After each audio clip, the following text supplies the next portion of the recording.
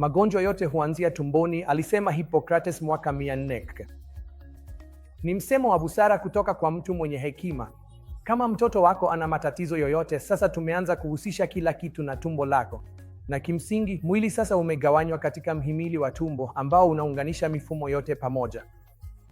Kwa hiyo kama mtoto wako hakui vizuri, inaweza kuwa ni dalili ya ugonjwa uliofichika ambao haujagunduliwa kwa muda mrefu. Kwa hiyo fikiria kuhusu hilo. Wanaweza kuonyesha dalili kama kutapika mara kwa mara, kuharisha mara kwa mara, damu kwenye kinyesi, kula vibaya, kuchagua sana chakula, kula kwa shida, lishe duni.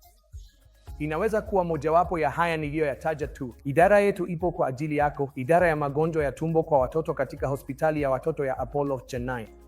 Tungependa kukutana nawe na kuwahudumia watoto wako, na ikihitajika, tunaweza kuendelea na kufuatilia utaalamu wowote au taratibu zozote, kwa sababu sisi ni idara inayofanya kazi kwa karibu sana na timu ya wataalamu wa fani mbalimbali.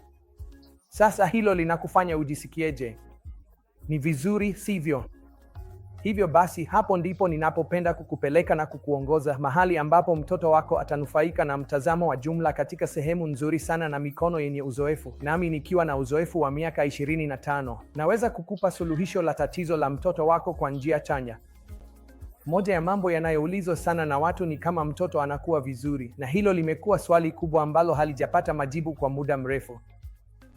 Natumai tunaweza kukupa majibu kwa maswali yote ambayo unaweza kuwa nayo. Tukutane mara moja, na nina uhakika utaondoka ukiwa umetosheka na mwenye furaha. Asante sana kwa kutazama idara ya magonjwa ya tumbo kwa watoto. Tunatarajia kukukaribisha wewe na familia yako hapa Chennai. Namaste.